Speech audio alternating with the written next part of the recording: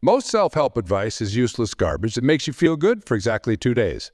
You've probably heard it all. Take deep breaths, count to 10, think positive thoughts. But here's what nobody tells you. The person who's driving you crazy, who's making your blood boil, who's keeping you up at night with anger, they're probably sleeping like a baby while you're letting them lie rent-free in your head. Today, we're going to talk about why your strategy of trying to control other people's behavior to find peace is about as effective as trying to smooth out the ocean to stop the waves. The moment you realize that no one can make you feel anything without your permission is the moment you begin to truly live. Today, we're going to explore one of life's most liberating truths, the power to remain unshakable in the face of others' actions and emotions. I once stood in line at a grocery store, watching an elderly woman ahead of me being berated by an angry customer for moving too slowly. Instead of responding with anger, she turned to him with the gentlest smile and said, "I hope whatever is hurting you heals soon." In that moment, I witnessed the embodiment of emotional freedom, the ability to choose peace over reaction, understanding over anger. You see, most of us live our lives as emotional puppets, allowing others to pull our strings. Someone cuts us off in traffic. We get angry. A coworker makes a snide remark. We feel hurt. A family member criticizes our choices. We become defensive. But what if I told you that this is all based on an illusion? The illusion that others have control over our mind, though it is both simple and profound. No external force, no person, no circumstance has the power to disturb your inner peace unless you grant them that. This isn't just a nice idea. It's a fundamental law of human consciousness that has been understood by the wisest minds throughout history. Think about the last time someone made you angry. Now pause for a moment and consider this. Did they reach inside your mind and create that anger? Did they physically install that emotion in your consciousness? Or did you generate that response based on your interpretation of their actions? The answer becomes clear when we observe that the same event can trigger completely different responses in different people. One person might be deeply offended by a comment that another finds amusing. How can this be if the external trigger is identical? Because our responses come from within us, not from the event itself. This understanding isn't about becoming emotionally numb or disconnected. It's about achieving something far more powerful, emotional sovereignty.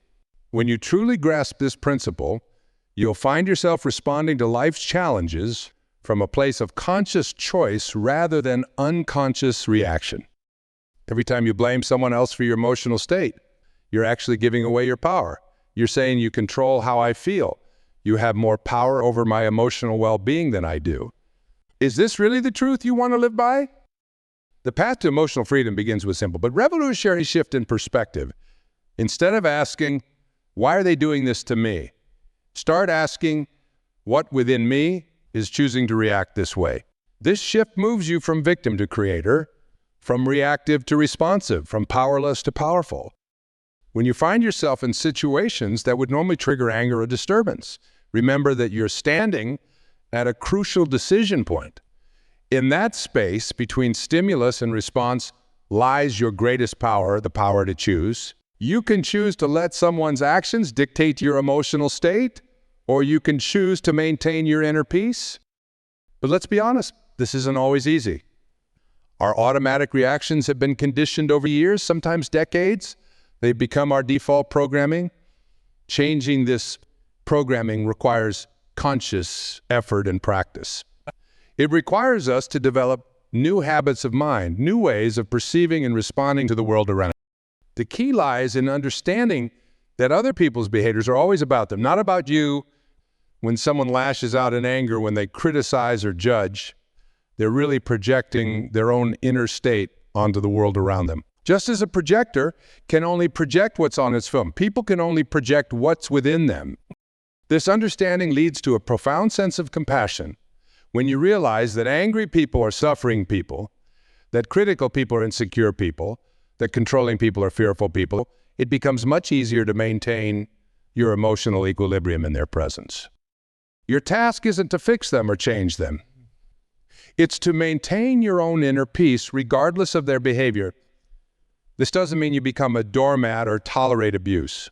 On the contrary, maintaining your emotional sovereignty allows you to set boundaries and respond to inappropriate behavior from a place of clarity rather than reactivity. Think of yourself as the sky and other people's behaviors as weather patterns. Storms may come and go, but the sky remains unaffected in its essence. It doesn't fight the storms or try to prevent them. It simply maintains its nature while allowing the weather to pass through. This metaphor points to a deeper truth. Your essential nature is peace. Disturbance is always something added to that peace, something you're doing rather than something being done to you. When you fully realize this, you'll find yourself naturally returning to peace, even in the midst of life's greatest challenges. Let me share something powerful with you. Every time you feel bothered by someone's actions, you're actually looking at a mirror, not a window. What bothers us in others is often a reflection of something unresolved within ourselves. This isn't comfortable to hear, but it's a truth that can set you free. When we react strongly to someone's behavior, it's usually because they're triggering something within us that needs attention. If someone's success makes us envious, we're really confronting our own unfulfilled potential. If someone's criticism stings deeply, we're facing our own self-doubt. If someone's arrogance irritates us, we might be wrestling with our own pride. This mirror principle reveals why two people can have completely different reactions to the same person or situation. What appears as an unbearable character flaw to one person might not even register as notable to another. The difference lies not in what's being observed, but in the observer. Consider your emotional reactions as messengers. They're not telling you about the other person, they're telling you about yourself. When you feel anger rising, instead of immediately directing that energy outward, turn inward and ask, what is this reaction trying to teach me about? The beauty of this approach is that it puts you back in the driver's seat of your emotional life, instead of feeling victimized by others' behaviors. You begin to see every triggering interaction as an opportunity for self-discovery and growth. Your greatest irritations become your greatest teachers. Let's look at how this works in practice. Suppose someone consistently shows up late to meetings with you. The common response would be to feel disrespected and angry. But what if you use this as an opportunity to examine your relationship with control? What if their lateness is triggering your fear of not being valued? Once you identify the real source of your disturbance, you can address it at its root. Here's something most people never realize. The very act of trying not to be bothered by someone is what keeps you bothered by them. It's like trying not to think about a pink elephant. The more you try, the more it dominates your thoughts. The real transformation happens when you understand that inner peace isn't something you achieve through effort. It's what remains when you stop disturbing yourself. Think about water for a moment. When water is still, it naturally reflects everything perfectly. You don't have to teach water how to reflect. It's its natural state. The only thing that disturbs this reflection is movement, either from within or without. Your consciousness is exactly the same. Its natural state is peace. The only thing disturbing that peace is movement, the movement of resistance, judgment, and reaction. This understanding changes everything. Instead of asking, how can I not let this person bother me? You begin asking, why am I choosing to be disturbed by this? Notice the shift in responsibility. Notice how this new question puts you back in the driver's seat of your emotional life. Let me share a powerful insight with you. Most of what we call emotional maturity is simply slowing down. It's creating space between stimulus and response. When someone says something hurtful, instead of immediately reacting, you pause. In that pause lies your freedom. In that pause lies your power to choose. The world is full of people who will gladly tell you how you should feel, what you should think, how you should live. But here's the liberating truth. You don't have to pick up what they're putting down. You don't have to accept their judgment as your reality. You don't have to let their limited perception become your prison. Anytime you allow someone to rob you of your peace, you're essentially saying, your behavior is more powerful than my commitment to inner peace. Is this really the message you want to send to yourself? Is this really how you want to live your life? Your emotional state is too precious to be put in the hands of people who don't know your worth, who don't understand your journey, who are acting from their own unhealed wounds. Guard your peace as you would guard a precious jewel. Don't give it away to every situation that demands it, every person who tests it, every circumstance that challenges it. This doesn't mean you shouldn't establish healthy boundaries or communicate your needs, but it does mean you can do so from a place of clarity rather than reactivity. You're no longer trying to change their behavior to make yourself feel better. You're addressing the situation from a place of self-awareness and emotional maturity. Think of emotional triggers as spiritual alarm clocks. They're wake-up calls alerting you to areas within yourself that need attention and healing. When someone's behavior pushes your buttons, those buttons weren't installed by them. They were already there, waiting to be pushed. The path to emotional freedom requires radical honesty with yourself. Every time you feel bothered, ask yourself, what part of me is being triggered here? What unhealed aspect of myself am I seeing in this mirror? This level of self-inquiry might feel uncomfortable at first, but it's the fastest route to lasting peace. Remember, this journey isn't about becoming impervious to others or building emotional walls. It's about developing such a strong foundation of inner peace that external disturbances can't shake you. It's about being so deeply rooted in your own worth that others' opinions and actions lose their power over you. Think of yourself as a deep ocean. The surface may be disturbed by waves and storms, but the depths remain calm and undisturbed. This is your natural state. Peace isn't something you need to achieve. It's something you need to uncover by removing the layers of reactivity that obscure it. The key to maintaining this peace lies in understanding that everyone is doing the best they can with their current level of awareness. This doesn't excuse harmful behavior, but it helps you respond from wisdom rather than reaction. When someone behaves poorly, they're acting from their own pain, their own limitations, their own unhealed wounds. This understanding naturally gives rise to compassion. When someone is rude to you in a store, instead of taking it personally, you might wonder what kind of day they're having, what burdens they might be carrying. This shift from judgment to compassion not only preserves your peace, but also contributes to healing the collective human experience. Every time you choose not to react with anger, you're not just maintaining your own peace, you're contributing to the peace of the whole world. Your choice to respond with understanding rather than judgment creates a ripple effect that extends far beyond the immediate interaction. The practice of emotional sovereignty requires vigilance and commitment. It means catching yourself in those moments when you're about to give your power away to someone else's behavior. It means choosing, again and again, to return to your center rather than being pulled into someone else's emotional storm. As you develop this practice, you'll find yourself becoming like a lighthouse, stable, unwavering, offering light even in the midst of storms. Your presence becomes a reminder to others of the possibility of remaining peaceful regardless of external circumstances. This journey of emotional mastery isn't about reaching a destination where nothing ever bothers you. It's about developing the capacity to return to peace more quickly when you do get disturbed. It's about shortening the gap between trigger and awareness, between reaction and conscious response. One of the most powerful tools for maintaining inner peace is understanding that every person you encounter is your teacher. The ones who trigger you the most are often your greatest instructors. They show you where you still have work to do, where you still have room to grow in your emotional mastery. The person who cuts you off in traffic becomes your teacher of patience. The coworker who takes credit for your work becomes your teacher of self-worth. The family member who criticizes your choices becomes your teacher of self-trust. When you view challenging people through this lens, every difficult interaction becomes an opportunity for growth. The people who bother you are actually doing you a great service. They're showing you the places within yourself where you're still attached, still reactive, still giving your power away. Without these teachers, how would you know where you need to grow? But here's where many people get stuck. They wait for others to change before they can find peace. They think, I'll be happy when my partner becomes more understanding, or I'll feel better when my boss starts appreciating me. This is like waiting for the waves to stop before you're willing to swim in the ocean. The waves will never stop.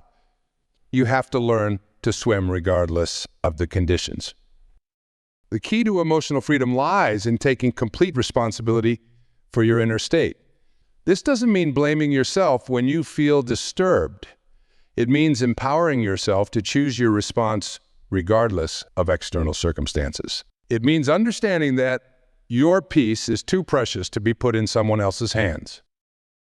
Think about how much energy you spend wishing people were different than they are. Wishing your spouse was more attentive, your children were more responsible, your colleagues were more cooperative. All this wishing creates a gap between reality and your expectations. And in that gap lives all your... The solution isn't to lower your standards or accept poor behavior. It's to separate your inner peace from other people's actions. You can maintain high standards while remaining unshakable in your emotional center. You can communicate boundaries clearly while staying rooted in tranquility. This brings us to a crucial understanding. The opposite of reactivity isn't passivity, it's conscious response. When you're truly free from being bothered by others, you're not being a doormat. You're actually in the most powerful position to take appropriate action because your decisions come from clarity rather than emotional turbulence. Let me share a powerful practice with you. The next time someone's behavior threatens to disturb your peace, pause and ask yourself, is this worth giving away my serenity for? Am I willing to let this person's actions determine my emotional state? What would it look like to respond from my highest self rather than my triggered self? This pause, this space between stimulus and response, is where your power lies. In that space, you can choose to maintain your peace, regardless of what others do or say. You can choose to see the situation from a higher perspective, one that isn't clouded by emotional reactivity.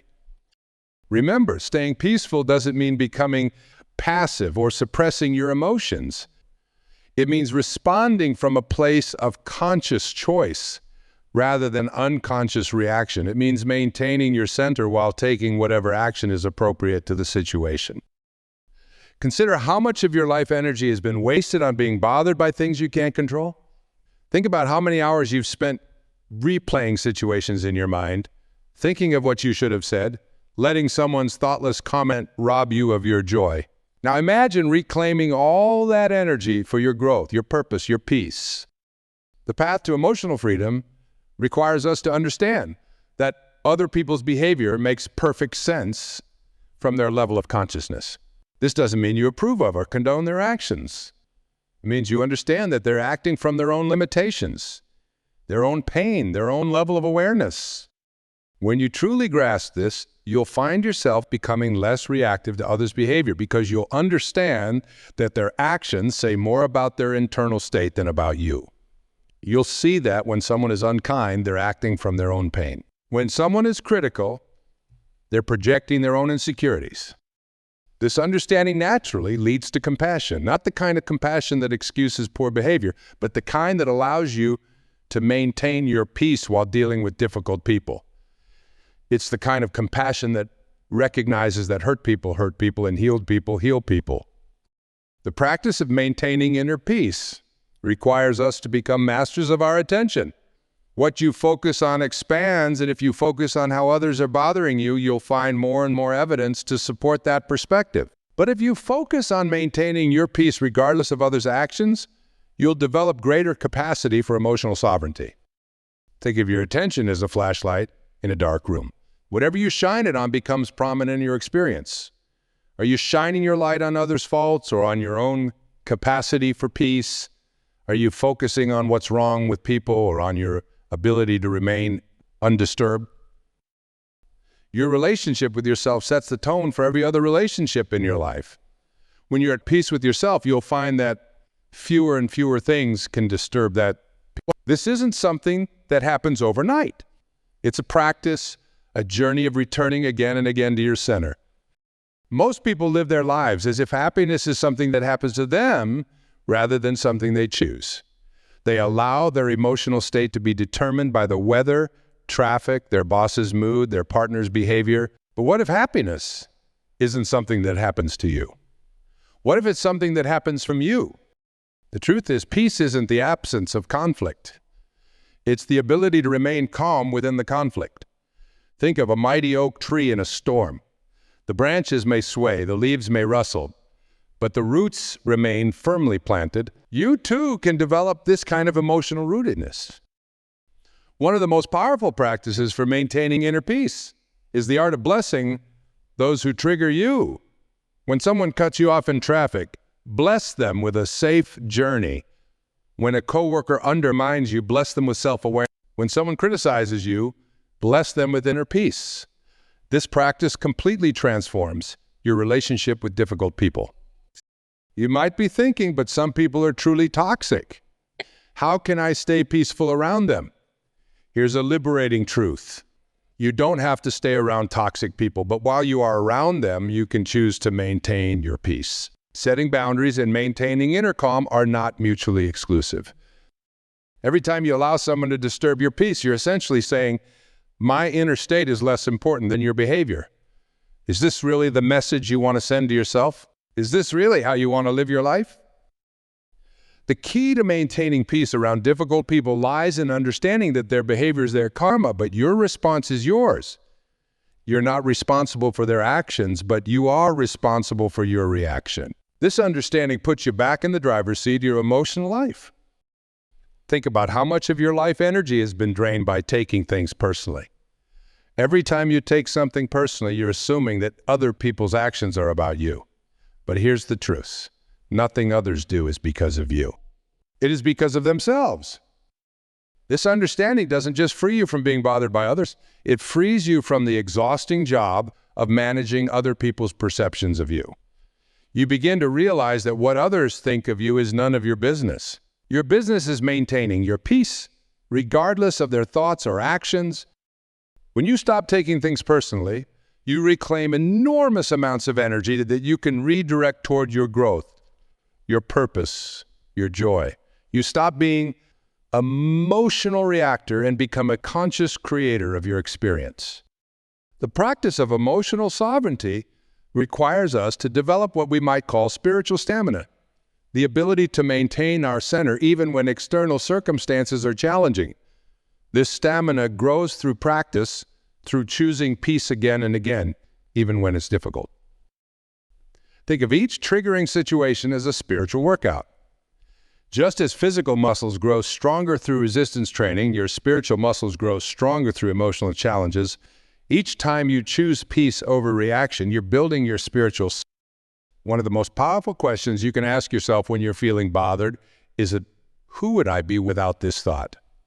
Without the thought that they should be different, that they should know better, that they're doing this to you, who would you be? You'd be peace itself. This brings us to a crucial understanding. Your peace is not something you need to create. It's your natural state. It's what remains when you stop adding disturbance to it. Just as the clouds don't affect the sun's existence, other people's actions don't affect your essential nature of peace. Consider how much suffering comes from resisting what is. We resist other people's behavior, their choices, their words, but resistance creates tension, and tension disturbs peace. Acceptance, on the other hand, creates space for peace to emerge naturally. This doesn't mean you become passive or approve of everything. It means you stop fighting with reality. You can disapprove of someone's behavior while remaining at peace with the fact that this is how they're choosing to behave right now. The practice of maintaining peace requires us to become masters of our own minds.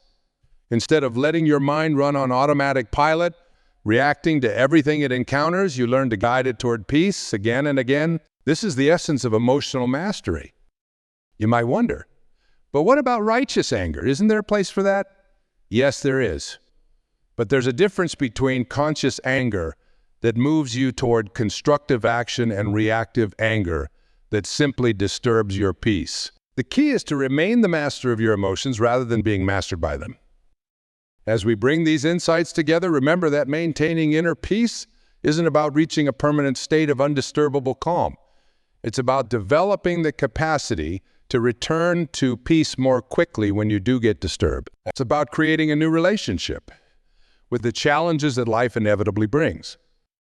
The ultimate test of your commitment to peace comes not when things are going well, but when you're faced with situations that would normally trigger you. That's when you have the opportunity to put these principles into practice, to choose peace over reaction. Let's talk about practical steps you can take starting today. First, make a commitment to catch yourself earlier in the reaction cycle. Notice the physical sensations that arise when you're about to be triggered, the tightness in your chest, the tension in your shoulders, the heat rising to your face. These physical cues can become your early warning system. When you notice these signals, pause. Take a deep breath. Remember that you're standing at a crucial choice point. In this moment, you can either fall into old patterns of reactivity or choose a new response. This pause, this moment of conscious choice, is where your power lives. Start viewing every challenging person in your life as a spiritual teacher, the difficult boss, the critical parent, the unreliable friend. They're all helping you develop emotional mastery. Without them, how would you learn to maintain peace in the face? How would you develop your spiritual muscles? Make peace your primary commitment. Before you commit to being right, to being understood, to getting your way, commit to your peace. Ask yourself regularly, is this worth disturbing my peace over? What's more important in this moment, being right or being peaceful? Remember that maintaining peace doesn't mean becoming passive. You can take strong action, set clear boundaries, and speak your truth while remaining centered in peace. In fact, your actions become more powerful when they come from a place of peace rather than reactivity. Develop what we might call a witnessing consciousness, the ability to observe your reactions without being completely identified with them. When you feel yourself getting triggered, step back and watch the process unfold. This creates space between you and your reactions, allowing you to choose your response more consciously. Practice blessing those who trigger you. This doesn't mean approving of their behavior. It means refusing to let their actions disturb your peace. When you bless others, you're really blessing yourself. You're choosing to maintain your spiritual sovereignty regardless of external circumstances. Learn to distinguish between pain and suffering. Pain is inevitable in life. People will disappoint you. Situations won't meet your expectations. Loss and change will occur. But suffering is optional. It's what happens when you resist what is, when you fight with reality, when you insist that things should be different than they are. Make a commitment to stop taking things personally. Remember that what others do is about them, not about you. Their actions, words, and behaviors are a reflection of their reality, their level of consciousness, their pain or peace. You don't have to take on their emotional state as your own. Start viewing peace as your natural state rather than something you need to achieve. Just as clouds don't affect the sun's existence, other people's actions don't affect your essential nature of peace. Your task is not to create peace, but to remove the obstacles to peace within yourself. Practice forgiveness, not because others deserve it, but because you deserve peace. Holding on to resentment is like drinking poison and expecting the other person to die. Forgiveness doesn't mean you condone what happened. It means you're no longer willing to carry the burden of resentment. Remember that your peace is too precious to be given away to external circumstances. You wouldn't give away your wallet to every person who asked for it. Why give away your peace to every situation that demands it? Guard your peace as you would guard your most precious possession. As you leave here today, make a commitment to yourself. Commit to being the guardian of your own peace. Commit to responding rather than reacting. Commit to viewing challenges as opportunities for spiritual growth rather than obstacles to your peace. The world needs people who can maintain their center in the midst of chaos. People who can respond to hatred with love, to judgment with understanding, to fear with courage. By maintaining your peace, you become a light in the world, showing others what's possible. Remember, every moment presents a choice between peace and disturbance, between conscious response and unconscious reaction, between freedom and bondage. Choose peace again and again until it becomes your natural response to life's challenge. Your peace is your power. When you're at peace, you're in your strongest position to create positive change in your life and in the world. From this place of peace, you can take whatever action is needed without adding to the world's turbulence. Go forth from here with this understanding. No one can disturb your peace without your permission. You are the guardian of your inner sanctuary. Choose peace, choose it again and again, and watch how your life